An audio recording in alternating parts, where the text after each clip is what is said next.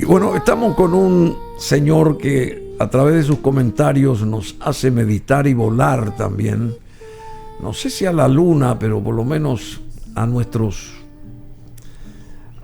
cuestiones internas en cuanto a meditación, a recapacitación. Y son comentarios muy buenos, como el que hizo notar ahí en la plaza, creo que de la Democracia fue. ¿Es así? Así mismo. ¿Qué tal, Bruno? ¿Cómo estás? Te va? Pero es un gusto Víctor siempre Pavón, compartir contigo. Víctor Pavón está como nosotros, palabra mayor.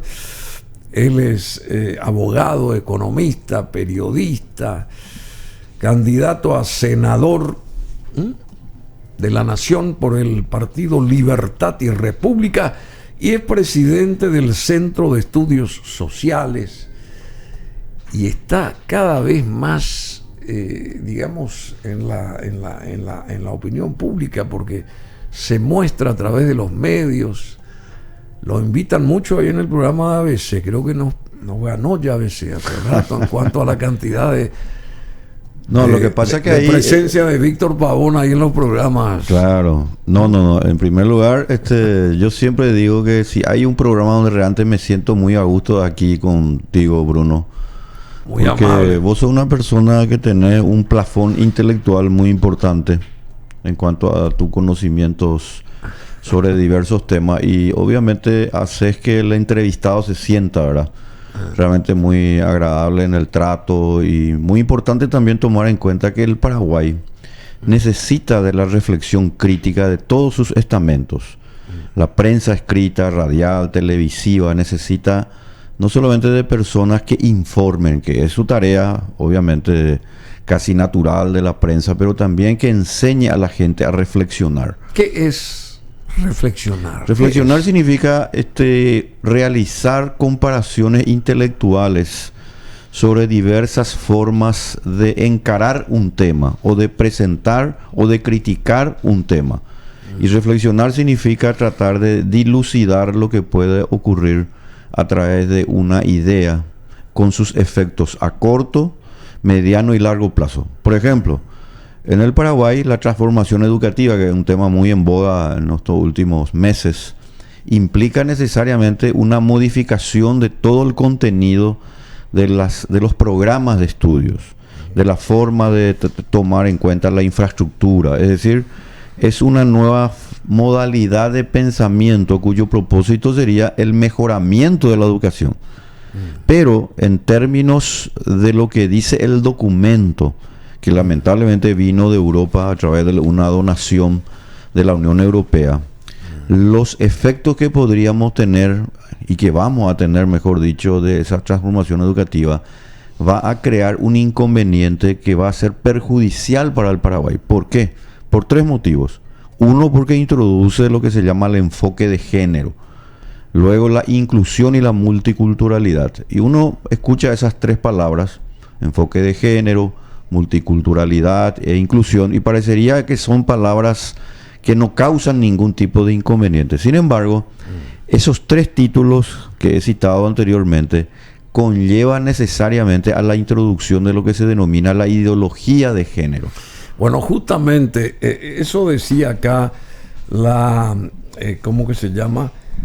La candidata a vicepresidente o vicepresidenta por el partido Patria Querida, Patricia dos Santos, que es una pena que se utilicen esas dos palabras, transformación educativa, porque detrás de transformación viene lo de trans, ¿verdad?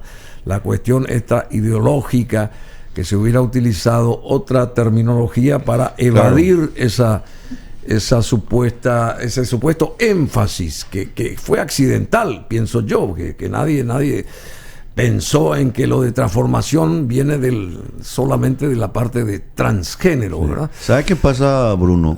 El Paraguay necesita de reformas. Nosotros hemos hablado acá, reformas políticas, reformas económicas. Si nosotros vamos al tema de la reforma educativa, ¿qué significa reformar? Significa cambiar algo que está mal para hacerlo cada vez de mejor calidad. Sí, claro. Y la educación en el Paraguay tiene un problema grave.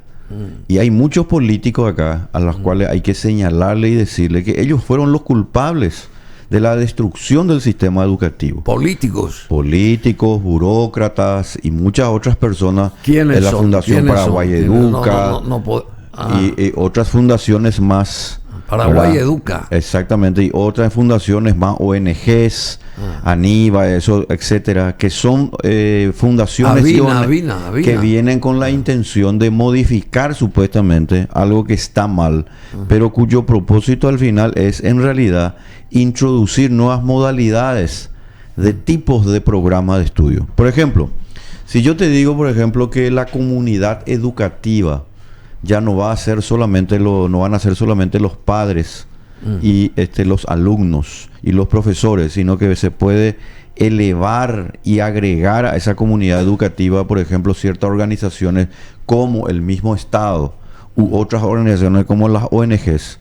¿Qué quiere decir? Que estamos ampliando el marco de decisión que van a tener también estas organizaciones sobre lo que los padres van a decidir sobre sus hijos. En consecuencia, un programa de estudio, por ejemplo, que conlleve lo que se denomina el respeto por la democracia, por lo que se denomina el buen trato con las personas, para ellos, y es lo que están tratando de introducir con la transformación educativa, ellos ya hablan de una gobernanza global. Ese término, gobernanza global, es muy diferente a la democracia constitucional. La gobernanza global implica que el Paraguay debe estar cada vez más dependiente de organismos internacionales, foráneos, extranjeros, para que nosotros podamos seguir aplicando las medidas que se aplican, por ejemplo, en Europa. En Europa, por ejemplo, la hormonización de niños. En Europa, por ejemplo, ya se tiene lo que se denomina, ¿verdad? Un recreo que al día, 20 minutos, se le enseña al niño a comportarse como niña. Y a la niña, a comportarse como niño durante un plazo corto todavía de tiempo, como un trabajo práctico, vamos a decir, para tener supuestamente tolerancia a los demás géneros. ¿Me entendés? Ya sé, ¿Y eso qué te lleva? Tolerancia a los demás géneros. ¿Y sabes cómo se llama eso, Bruno? Eso se llama la ventana de Overton.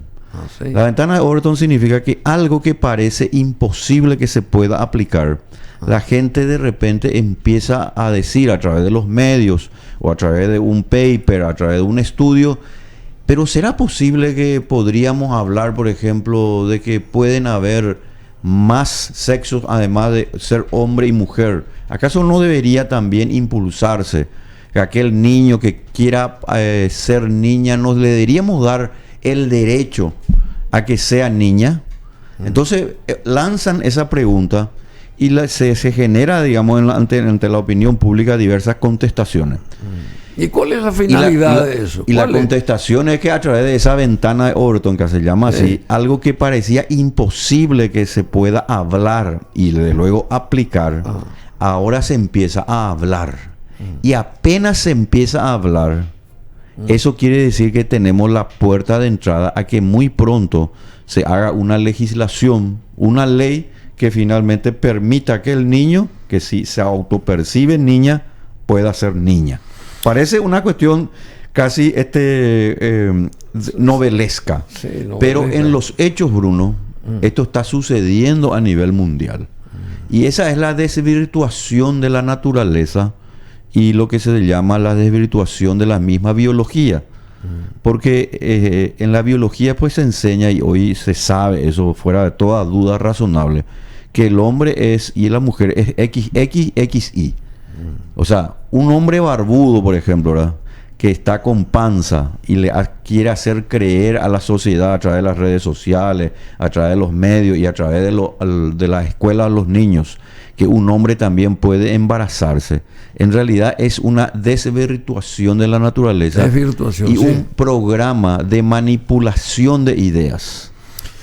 Dios mío, decime, esto de... Vos hablaste de organismos foráneos respecto a la guía que vamos a tener prontamente en Paraguay en todos los órdenes.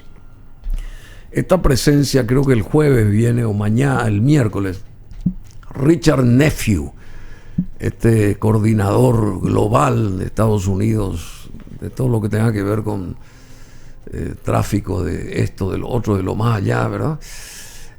Forma parte también de todo este auscultamiento del norte para con nosotros acá en el sur, digamos, o no tiene nada que ver. Nosotros estamos ante una batalla de ideas, Bruno. En realidad, si uno analiza bien la historia de la humanidad, siempre la historia de la humanidad que dio origen a la civilización finalmente, siempre fue un encuentro de ideas antagónicas. Siempre fue una lucha permanente, y así va a ser hasta el final de los tiempos, entre la libertad y la coerción. Por ejemplo, si vos estudias la historia de Grecia, si nosotros comparamos Esparta con Atenas, vamos a ver que Atenas se basaba en la libertad, en la igualdad ante la ley, se basaba en el respeto, o buscaban de alguna manera lo que se denomina, ¿verdad?, la limitación del poder. En cambio, en Esparta, los espartanos, que eran grandes soldados, cuyos padres tenían que darle a sus hijos ya a los 8 o 9 años para que puedan convertirse en soldados, tenían otra noción de la sociedad. Era la sociedad de la guerra, la sociedad de la conquista, la sociedad donde no importaba la cultura y la reflexión crítica. Y ese fue un enfrentamiento que hasta hoy en día fue de alguna manera primero persistiendo, dándose cada vez más, y sobre todo las cosas mutando. Hoy, por ejemplo, hasta en el siglo XX, el enfrentamiento era el socialismo contra el liberalismo. Hoy es entre los globalistas y los libertarios y los patriotas. ¿Entendés? Entonces, ¿quiénes son los globalistas? Hay 3 frentes, entonces. Claro, hay frentes, hay distintas ideas que de alguna manera se están enfrentando, pero hay sí un adversario común. El adversario común es aquella persona que cree que tiene un proyecto que puede ser establecido bajo el principio de la coerción.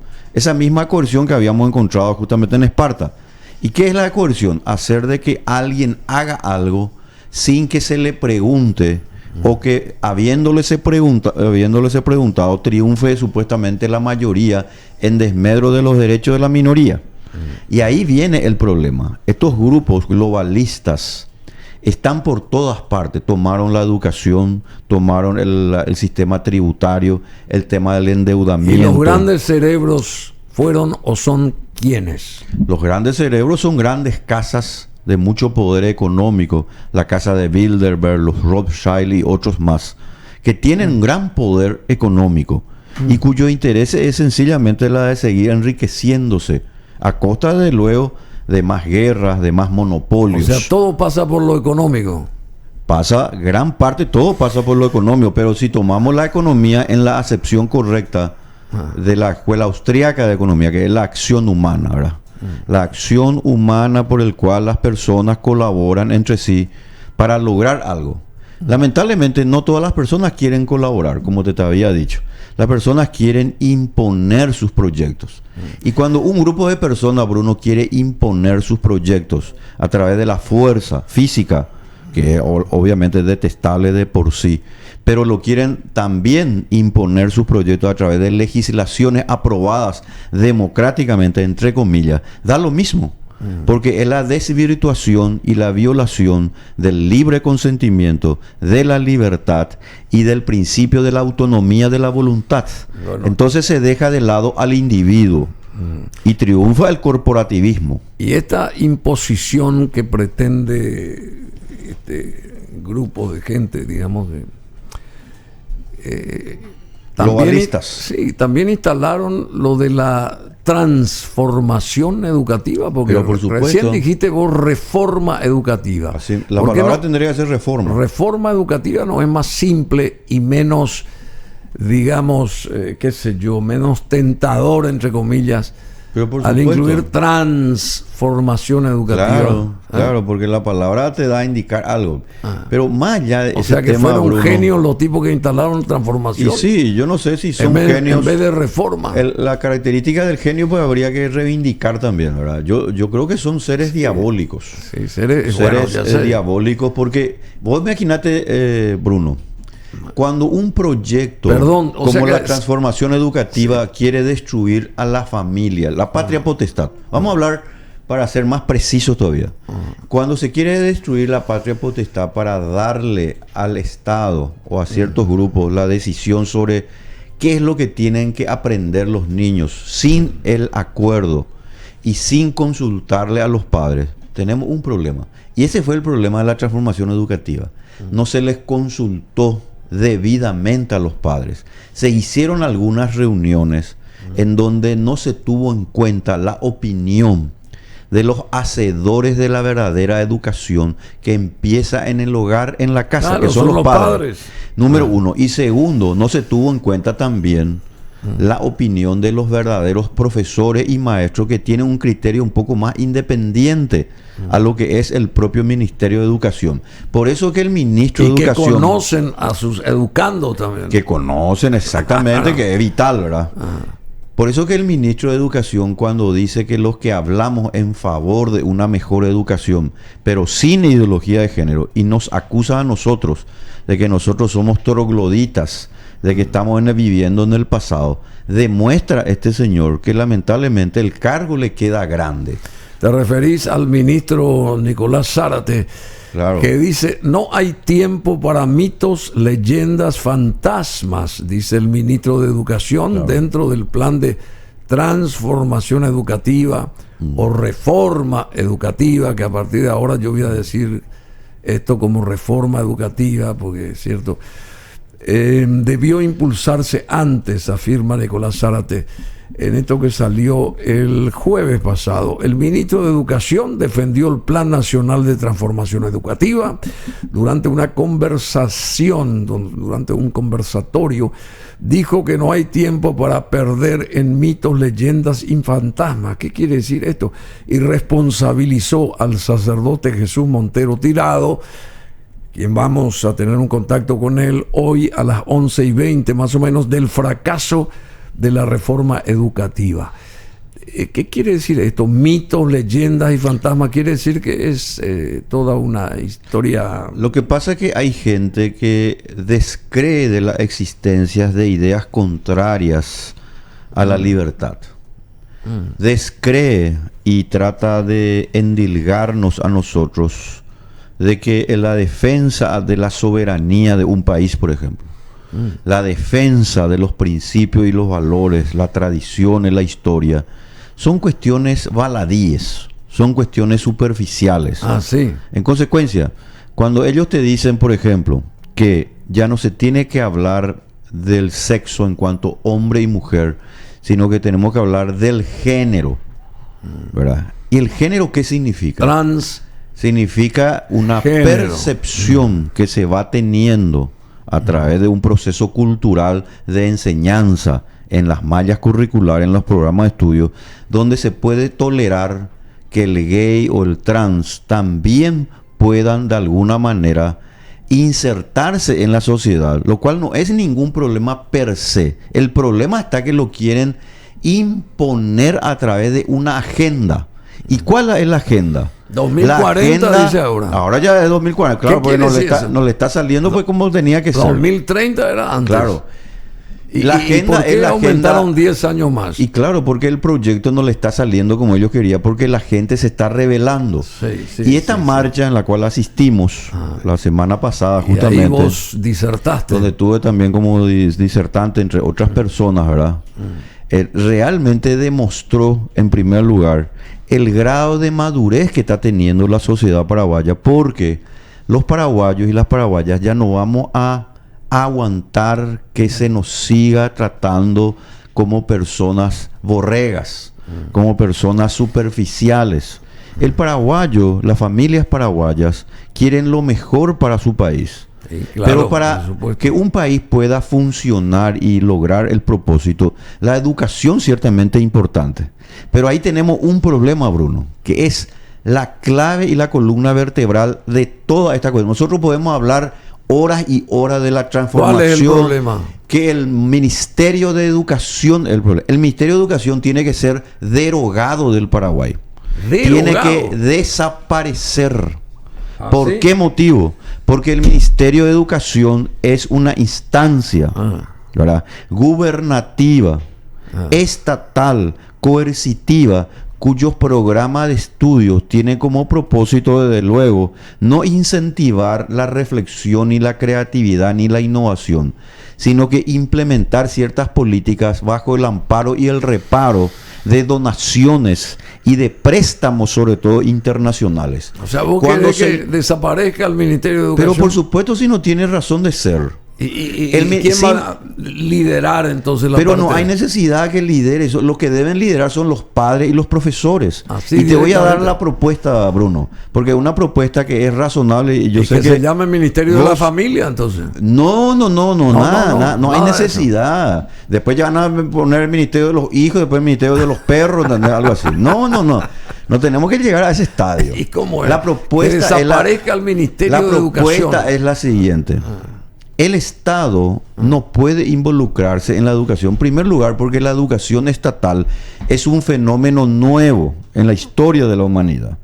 En realidad, la educación siempre fue privada. Sí, claro. ¿Y por qué privada?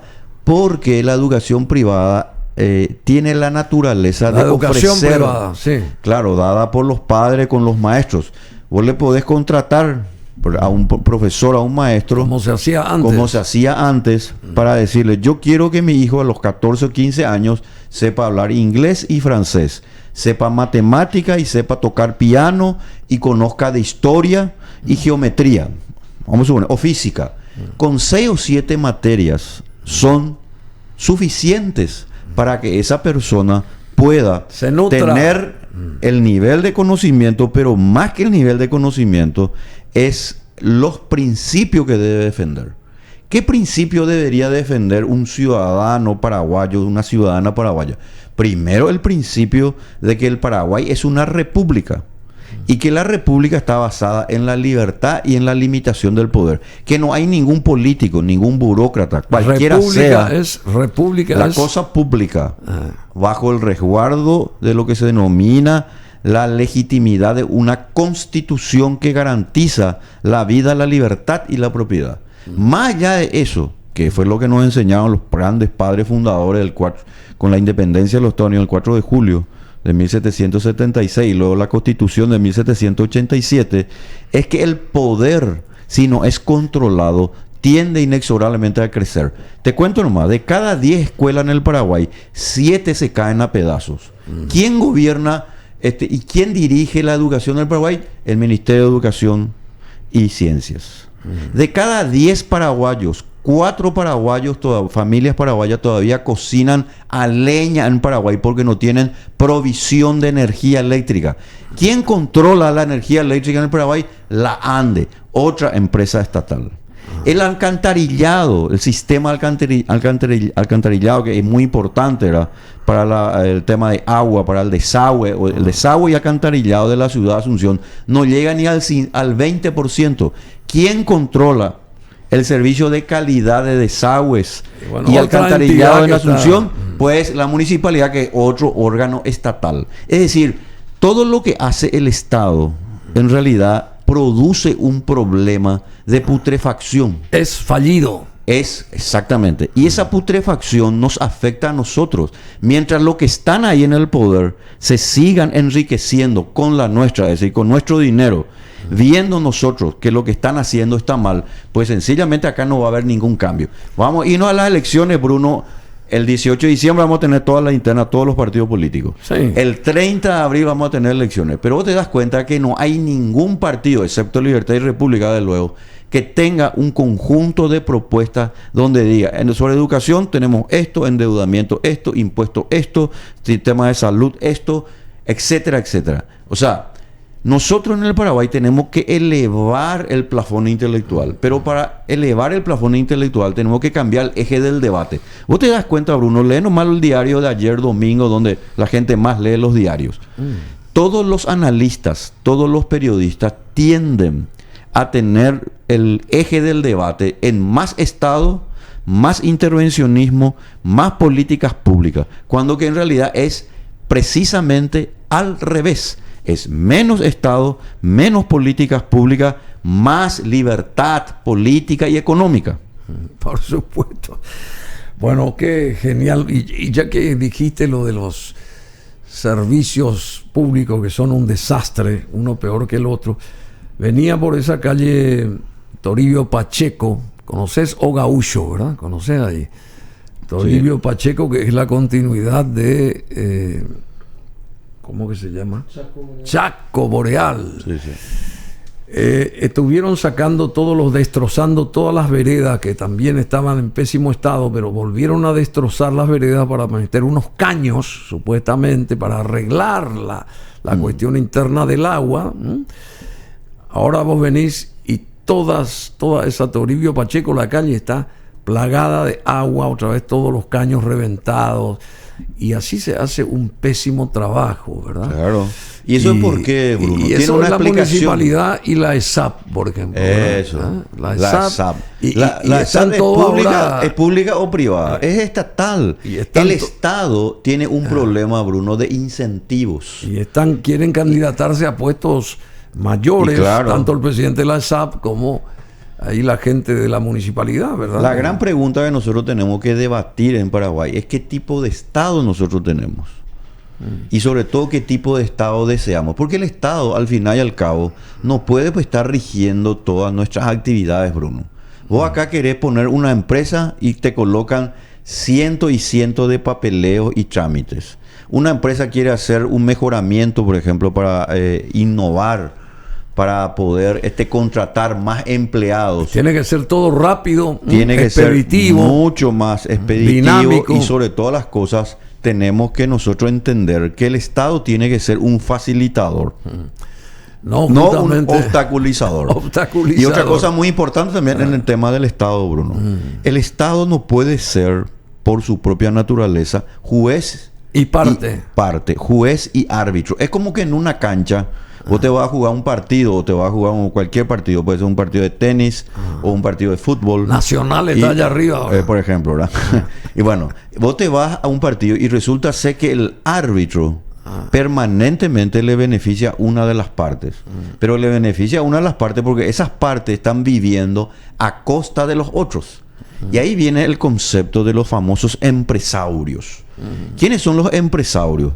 Los que con las licitaciones amañadas y reconociéndose de que esas licitaciones en realidad las paga el contribuyente, ganan un grupo de poder en contra de los intereses de la gente. En consecuencia, eso que debería arreglarse, esa calle que debería arreglarse ya, tuvo que haber estado arreglada hace rato. En menos de 24 horas, señalizada perfectamente. Esa vereda por la cual vos no podés caminar, sí, claro, ¿verdad? Por citar ejemplos muy sencillos, es porque existe un gran negociado. Y ese gran negociado es producto de una idea mercantilista, estatista, donde de luego todo lo que hace el Estado le sale el doble o el triple. Lo que a vos te sale aquí es poner tu negocio, ¿verdad? Si este negocio que vos tenés vos un costo de 100, yo te puedo asegurar que si se trasladara este negocio que vos tenés acá, le trasladara al Estado, en menos de un mes su costo va a ser 200. Se va a duplicar. ¿Por qué? Sí. Porque las decisiones ya no tienen el principio de razonamiento económico, costo-beneficio, ¿verdad? Sino que tiene sencillamente el reconocimiento de una lógica donde lo que vale es colocar a cada vez más gente, incluso si no son capaces, en el cargo. Vos decidís que aprendan por el camino. Exactamente. Que aprendan por el camino. Vos sabés que ayer estuve en la casa fuimos a visitar a un amigo y que vive en Ciudad del Este, y él es también muy amigo del intendente que tiene otro nombre allá en esa ciudad, de Foz de Iguazú.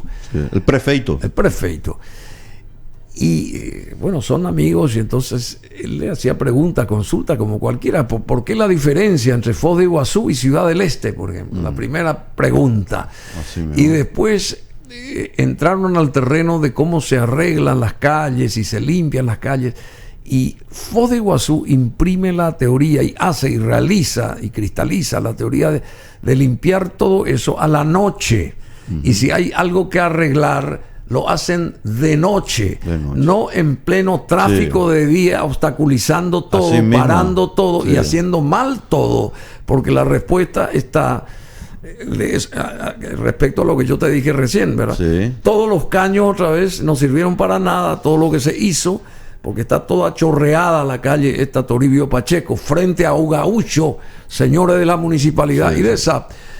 Y allá, y nadie nota, mientras la gente duerme, los señores de los servicios públicos trabajan y organizan lo que está mal, y a la mañana siguiente está todo perfecto y así nuevamente. Y así tiene que ser, Bruno. Pero ¿por qué ocurre eso? ¿Por qué te arreglan la calle acá a las 9 de la mañana? Sí. Y vos tenés que irte a la terminal o al aeropuerto y ocurre que no tenés que hacer un gran desvío y correr el riesgo de perder tu vuelo o tu ómnibus, ¿verdad? Bueno, porque en la municipalidad, por ejemplo, existen los contratos colectivos. Con 10.000 personas ahí, ¿eh? Con 10.000 personas. Y son tantos los sindicatos y los contratos colectivos, desde luego, que la administración se vuelve casi imposible. ¿Y eso por qué? Porque cada contrato colectivo que aglutina a un grupo de personas nuevamente, con cada cosa que vos tengas que con ellos hablar, tenés que pedir el consentimiento de ellos. Entonces, vos le decís, ustedes van a arreglar esta calle que vos me estás diciendo frente a este negocio a las 11:30 de la noche y tienen tiempo hasta las 2:30 de la madrugada. No te van a hacer, porque en su contrato colectivo establecieron que el doble o triple de la paga se le va a dar a las personas que van a trabajar allí. Entonces, los contratos colectivos, los contratos sindicales, se volvieron un problema de eficiencia. Pero ¿quién paga ese contrato colectivo? No es el intendente, no es el concejal. Nosotros. El contribuyente, claro. Ese despensero, ese negocio, vos que tenés tu negocio, todos los profesionales que de alguna manera estamos aportando también nuestro granito de arena en cuanto se refiere a todo lo que significan los tributos. Porque en el Estado, en una organización social, las personas contribuimos, ciertamente. Pero ¿para qué? Para recibir una contraprestación. Y ahí nomás hago la anexión a lo que yo te dije, lo del Ministerio de Educación. Pagamos por un ¿Para buen qué servicio? vamos a tener un Ministerio de Educación, Bruno? Si lo que te da el Ministerio de Educación no es lo que dice que hace o dice lo que está establecido en su carta orgánica. ¿Tenemos una mejor educación? No. ¿Qué dicen los índices PISA? El índice PISA de nivel de educación, estamos aplazados. De cada 100 profesores que se presentan para poder lograr, ¿verdad?, una recategorización, 4 o 5 nomás realmente están actualizados. Algo está mal acá. Y si algo está mal, si algo está mal, que me refiero ahora al Ministerio de Educación, pues hay que corregirlo. Pero para corregirlo, nosotros no tenemos que pensar en seguir cargando con más dinero a un barril sin fondo. Porque vos cuando cargues más dinero y más monedas sobre ese barril sin fondo, ese barril siempre va a estar sin fondo. Se va a cargar en los bolsillos de algunos que siguen medrando con ciertas ONGs, con el dinero del pueblo paraguayo. ¿Cómo vamos a pretender eso si en 4 años de este gobierno se cambiaron, creo que 4 ministros de educación, por ejemplo? Y bueno, y o esa 3 es la prueba. Ministros de educación, o sea, un año y medio cada ministro hasta que más o menos se instale, ponga a todo su ejército ahí adentro, rechace lo que estaba haciéndose bien supuestamente y buscando otra nueva. Y esa es la prueba, Bruno, puntería. Así mismo. Y esa es la prueba de que la elección del ministro no se hizo bajo criterios de eficiencia o de calidad, con indicadores serios. Se hizo con criterios políticos. Porque ese ministro o ese viceministro o viceministra le tiene que de alguna manera rendir pleitesía al senador, al diputado, al presidente. Entonces se reparte la torta. El ministro tiene que ser de este movimiento, el viceministro tiene que ser de este otro movimiento y la otra viceministra tiene que ser. Entonces se reparte. Entonces ellos en realidad no están trabajando por la educación, ellos están trabajando por ellos mismos. Por ellos mismos y sobre todo por sus logros electorales. Lichi renunció de su liderazgo ahí de la presidencia de Petropar y entró el segundo. Petropar también es otra entidad que no tiene razón de ser. Hay que derogar. Porque Lichi quiere ser gobernador de no sé claro. qué. Bueno, entonces pasa al segundo.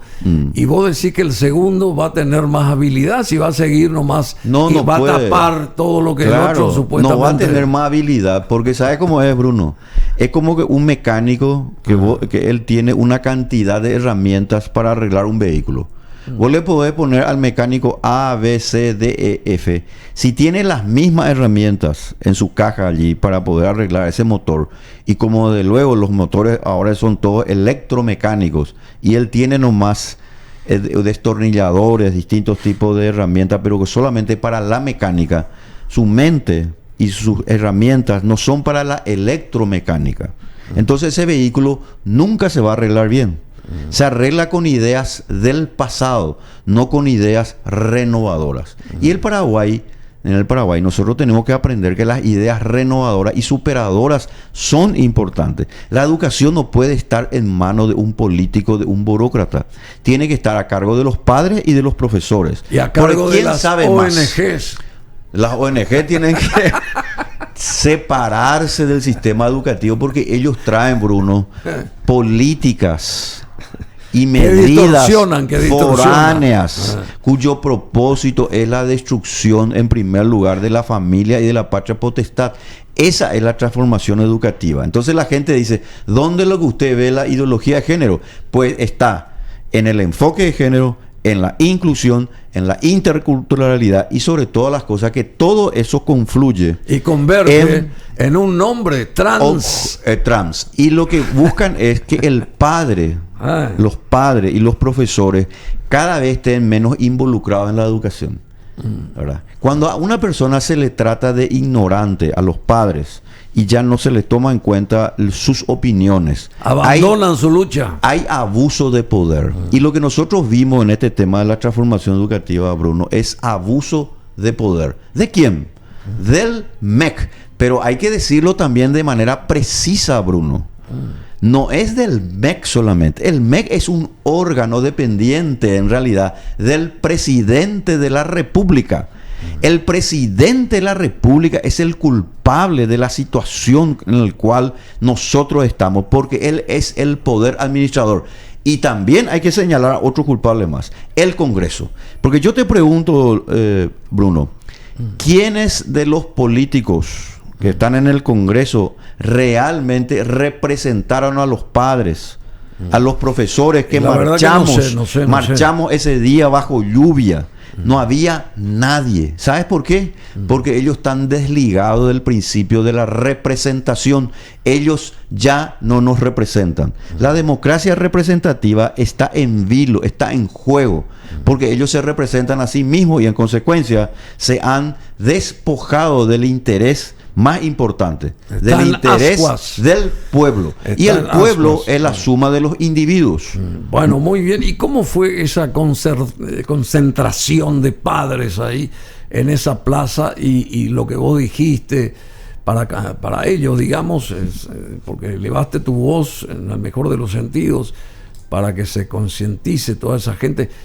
¿Cómo fue? ¿Hubo mucha gente? ¿Cuál fue la respuesta? Una inmensa cantidad de gente, más de 10.000 personas, sinceramente. Que es mucho, ¿verdad? Que es mucha gente porque era un día de lluvia.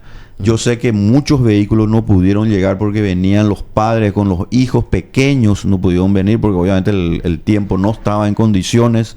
Y por sobre todas las cosas, fue un gran triunfo y una medida de alerta para que los políticos y los burócratas se den cuenta que cuando la gente se empieza a organizar bajo una consigna que es de una mejor educación, eso es una fuerza arrolladora. Pero ciertos medios no es que reflejaron tanto. No reflejaron tanto. Y hay un problema ahí, tenemos Bruno. Imágenes, pero no reflejaron ciertos medios.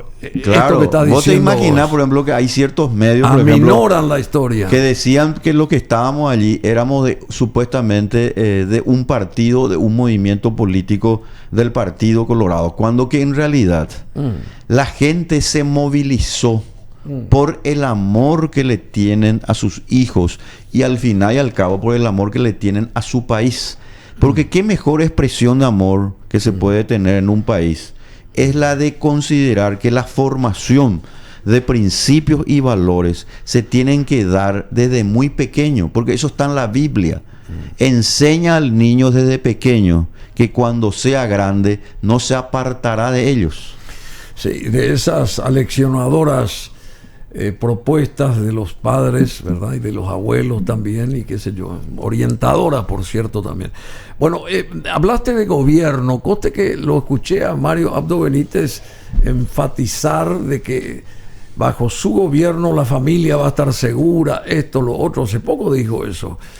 Creo que fue viernes, sábado, no sé dónde. Bueno, el señor Mario Abdo Benítez tiene un problema, Bruno. ¿Cuál es el problema? Él tiene un problema de que cada vez está más alejado de la realidad. ¿Te parece? Y al estar alejado de la realidad, él considera, por ejemplo, que esta transformación educativa no tiene que ser estudiada, analizada por los padres, sino que solamente por aquellos que él considera deben ser. El problema del Zárate, del ministro de Educación o de cualquier otro ministro, en realidad está en la responsabilidad del presidente de la República, porque él es el poder administrador. Entonces, si yo hubiera sido, por ejemplo, presidente, mi respuesta hubiera sido clara y contundente. Señores, ese programa de transformación educativa no va a entrar en el Paraguay. Pero, ya que existen personas que quieran debatir, vamos a conversar sobre el tema. Pero en la conversación se van a escuchar a todas las personas, incluso a aquellos que son acusadas supuestamente de tener una cuestión así del pasado. Como dijiste hace rato, ¿verdad? De personas que supuestamente solamente creen en mitos y leyendas. Esa expresión de mito y leyenda en realidad es una directa, para aquellas personas que creemos que hay ciertos principios y valores a defender. ¿Cómo no se va a defender, Bruno, en la educación, el estudio de la historia? Cuando se modificó por primera vez en el Paraguay, estamos hablando de la instancia democrática del luego de 1989, la primera reforma educativa, ahí ya se cometió un error. ¿Cuál fue ese error? El de haber desvinculado al sistema educativo de lo que se denomina el principio de comprensión de la historia del Paraguay. Hoy ya no se estudia la historia del Paraguay y mucho menos se estudia la historia de la civilización.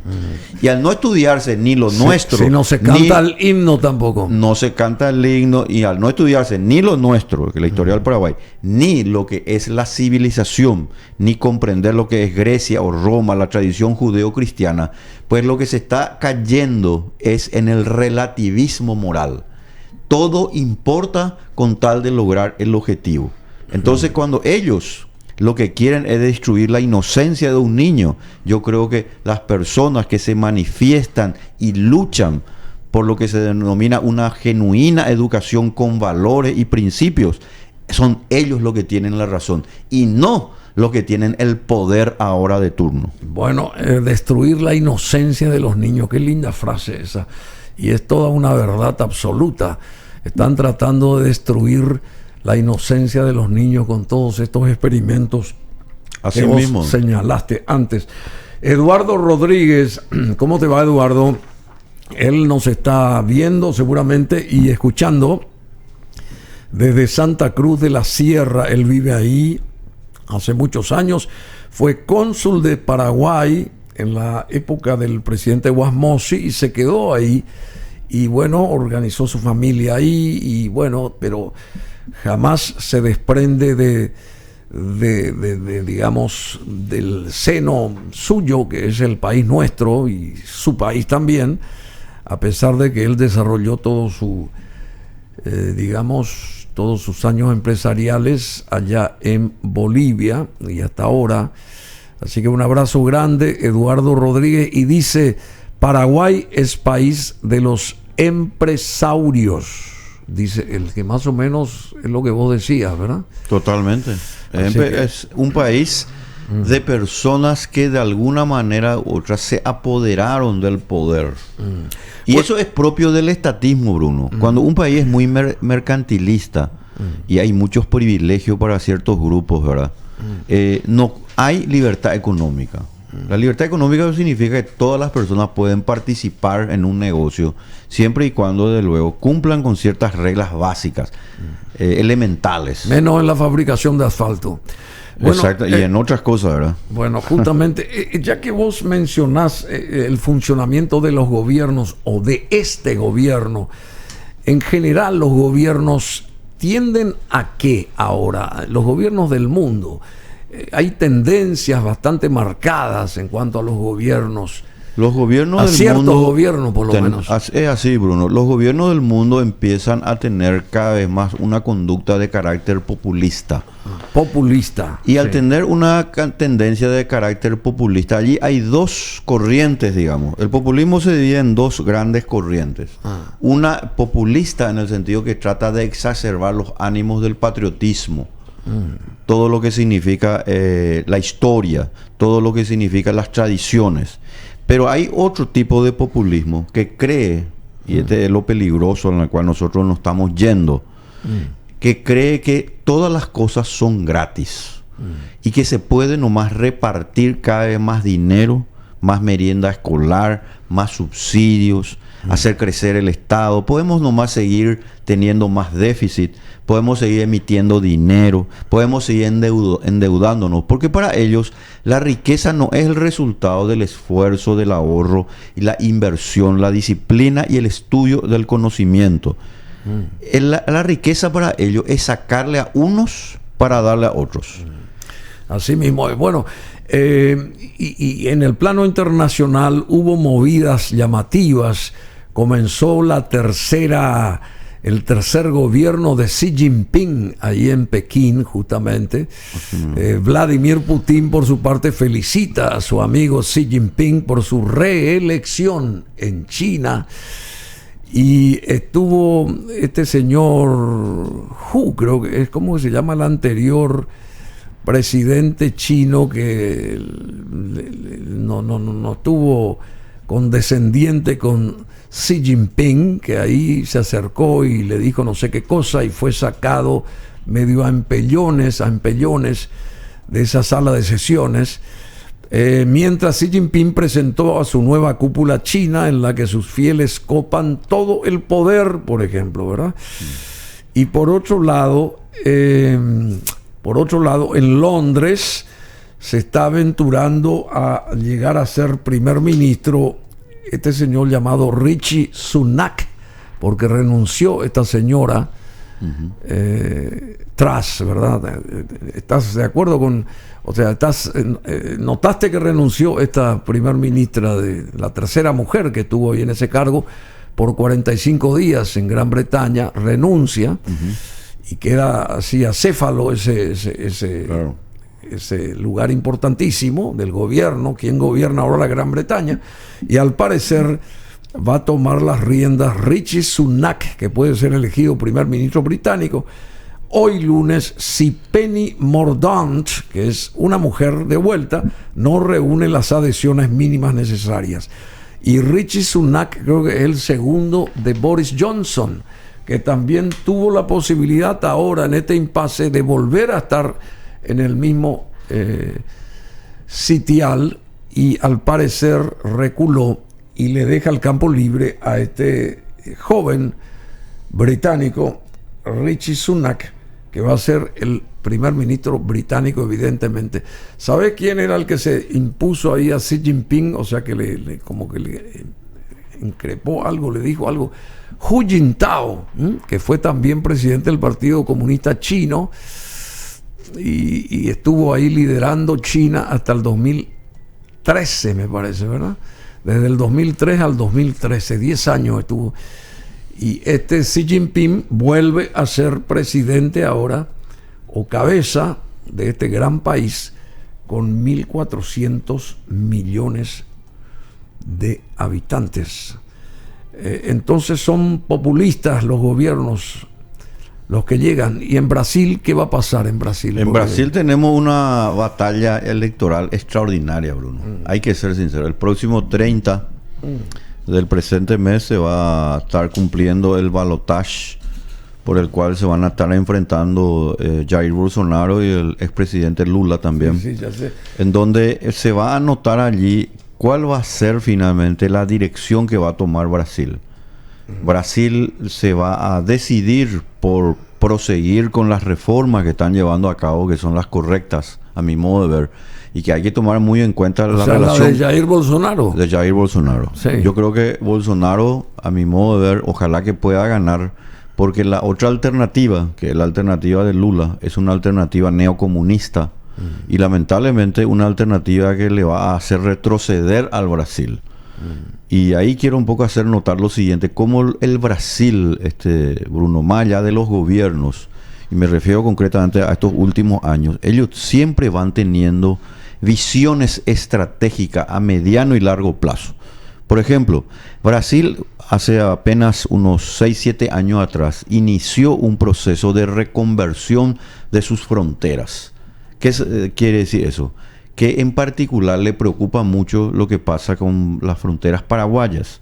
Entonces iniciaron lo que se llaman las políticas de los duty free, es decir, crear negocios con cada vez menos impuestos para que las mercaderías que vienen de extra zona y de la zona del Mercosur se instalen en el territorio brasileño, puedan ser mucho más baratos, y de esa manera esa inversión que antes, o esos artículos que antes venían a Ciudad del Este, Salto del Guairá y Pedro Juan Caballero, vayan nomás al Brasil. ¿Y por qué van a ir al Brasil? Inexorablemente, por lo que había señalado al comienzo. Baratos, ¿sí? Porque es lógico.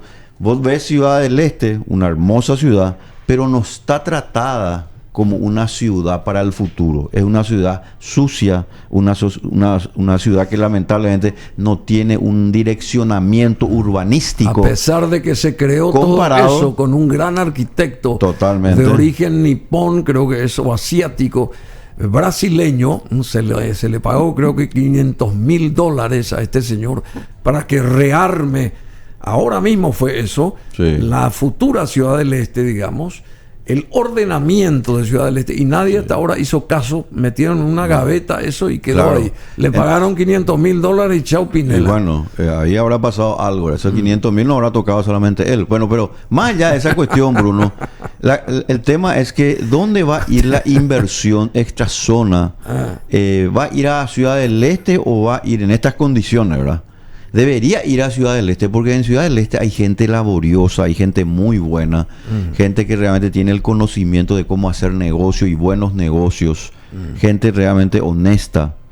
Pero ocurre que se va a ir a Foz de Iguazú esa inversión, así mismo, porque en Foz de Iguazú hay una capacidad urbanística de aseo y sobre todo de tratar bien a los turistas a través de servicios públicos correctos, que sean realmente presten con el principio de contraprestación. Y ahí tenemos el problema, Bruno.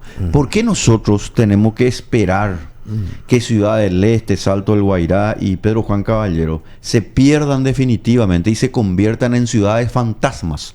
Esas tres ciudades se van a convertir en ciudades fantasmas, donde la gente no va a encontrar empleo, sino que va a encontrar empleo al otro lado de la frontera, porque al reducir los impuestos y teniendo un buen sistema urbanístico, un buen sistema de recolección de basura, un buen sistema de seguridad, la gente es lógico, prefiere ese tipo de ambiente. ¿Por qué? Porque la gente siempre vota diariamente con los pies. Claro. La gente vota con los pies. Sí. La gente se va donde sabe que va a ser bien tratada, y la gente sabe dónde va a depositar su dinero porque va a tener una mayor rentabilidad. La primera vez que escucho, la gente vota con los pies. Vota con los pies. O a través de los pies. Qué notable.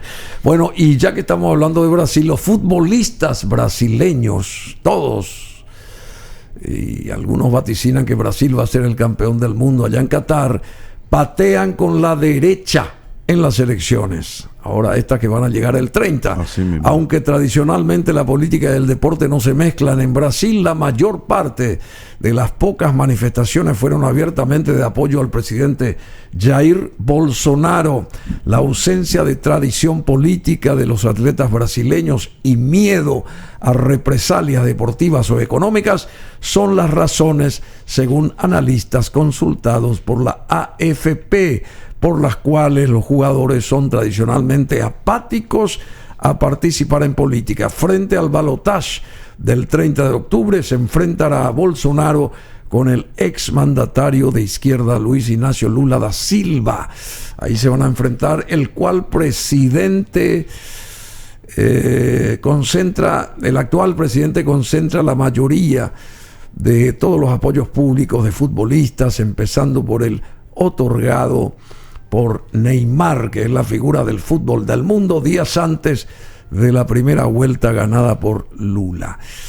Bueno, y también al respecto del 10 del Paris Saint-Germain se suman atletas en actividad como Felipe Melo del Fluminense, Lucas Moura del Tottenham de Inglaterra, así como viejas figuras del Scratch como Rivaldo, Romario, Marcos o Robinho, condenado en Italia a 9 años de prisión por violación. Socorro. Y en los últimos años ha habido un crecimiento muy grande de la derecha y principalmente de la extrema derecha. El fútbol termina siendo una expresión de ese movimiento, explica el historiador João Malaya, profesor de la Universidad Federal de Santa María en Río Grande do Sul. ¿Qué decís vos? Y es así, pero vos te das cuenta que en esa crónica que acaba de leer se nota realmente que el que escribió tiene una tendencia totalmente izquierdista. Daba a entender, ¿verdad?, que todo lo que le estaban apoyando en realidad lo estaban haciendo por miedo, lo estaban haciendo por una cuestión de moda solamente. Y cuando le citaron a Robinho, ahí él tuvo que agregar, ¿verdad? Condenado hace poco por violación. Bueno, que en realidad lo que está diciendo esta crónica, este periodista o la persona que escribió, es que el viraje de la selección brasileña, del fútbol brasileño hacia la derecha, no se corresponde en realidad por principios, se corresponde en realidad por meros intereses, y que los peores son en realidad los que están yéndose. Sí, y ese es el problema. Vos te das cuenta que esta es la prensa distorsiona las informaciones. Claro que hay un proceso de distorsión porque la prensa defiende intereses. Y eso siempre va a ocurrir, Bruno. Defienden intereses porque los intereses son parte precisamente de la línea editorial que tiene un determinado medio. Por ejemplo, un medio A de características, digamos, más de libre mercado, más de respeto, por ejemplo, a lo que se denomina la Constitución, desde luego que va a ser muy diferente a un medio de prensa que está vendido, por ejemplo, al concepto del globalismo, al nuevo orden mundial, que quiere defender nomás la transformación educativa. Y eso, ¿sabe dónde se nota? En las noticias y en la forma a quienes le consultan y a quienes finalmente le hacen aparecer en la palestra. Bueno, y hablando, tenés toda la razón, Rishi Sunak sería ya el nuevo primer ministro británico. Vamos a tener un podcast seguramente ya hoy de este señor, el ex ministro de Economía. Quedó como el único candidato en la interna conservadora para suceder a Liz Truss en Downing Street, allá en Londres. Rishi Sunak, de orientación de familia, creo que de familia, no sé, hindú más o menos es. Tiene un apellido así, una presencia también hinduista por ahí, pakistaní, qué sé yo. Por supuesto, nacido en Londres ya él, ¿verdad? Rishi Sunak va a ser el primer ministro británico, según ya todas las portadas del mundo, y damos a conocer a todos ustedes, y también agradeciendo aquí a Víctor Pavón por esa manera tan mágica de presentar las cosas, en el mejor de los sentidos, porque vos tenés los pies en la tierra. ¿Cómo dijiste? El voto se consigue caminando, dijiste. Claro, el voto se expresa a través de los pies. Y bueno, caminando. La gente va a ir votando, eso es muy importante, Bruno. La gente va a ir votando por espacios de países o de territorios, departamentos o por zonas en donde realmente se respeten ciertas cosas. Por ejemplo, eso que el MEC... ¿Y qué pasa si la gente camina y se embadurna los pies ahí por la calle esta? Yo te digo, vamos a hacer yo le desafío a la gente a lo siguiente, pero un desafío intelectual ahora. Vamos a dividir el Paraguay al norte y el sur. En el norte no se aplica la política del Ministerio de Educación y Culto. Y en el sur supongamos que exista todavía el Ministerio de Educación. ¿Cuál va a ganar? ¿Vos qué crees que dónde va a haber mejor educación? Yo te puedo asegurar que en el norte. ¿Sabes por qué? Norte, sí. Porque el MEC responde a incentivos perversos de grupos políticos, económicos y ahora totalmente del nuevo orden mundial. Porque se demostró con esa donación, entre comillas, de 86 millones de euros. Porque el objetivo es meter eso a través de la fuerza de la política pública. La fuerza de la política pública, por su naturaleza, es coercitiva. En consecuencia, le sacás del lado del escenario a los actores principales. ¿Y quiénes son los actores principales de la educación?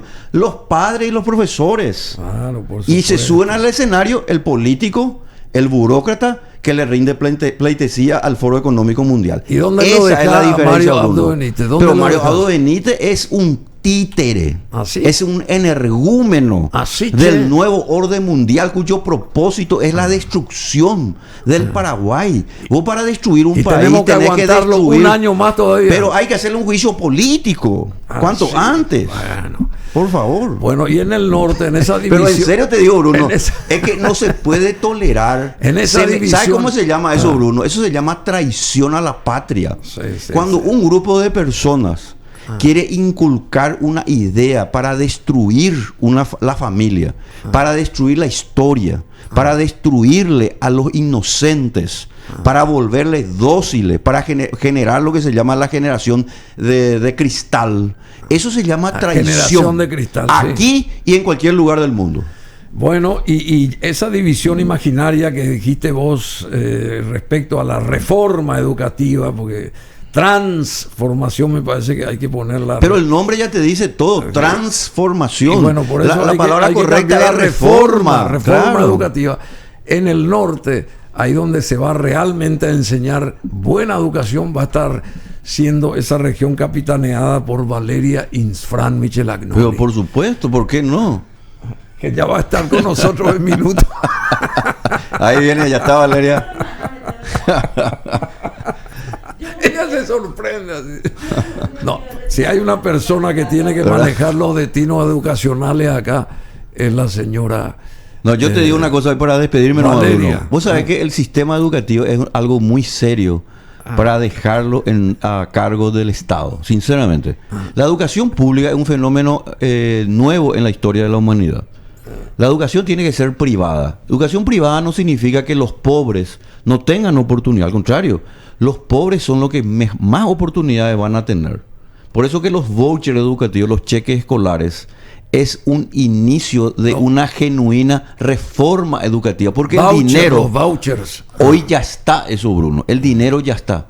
Pero hay que darle ahora que ese dinero a que las familias decidan qué programa de estudio, qué tipo de escuela y qué profesores quieren que finalmente le inculquen los valores, los principios y por sobre todo los conocimientos a los niños y a los jóvenes. Porque es de sentido común que así sea. Y acá lo que se está queriendo destruir es el sentido común. Bueno, y la corrupción se combate con economía de mercado. Así mismo. No hablamos de eso. No hablamos de eso. Bueno, la siguiente. Bueno, muchas gracias, querido Víctor Pavón. Muchísimas gracias.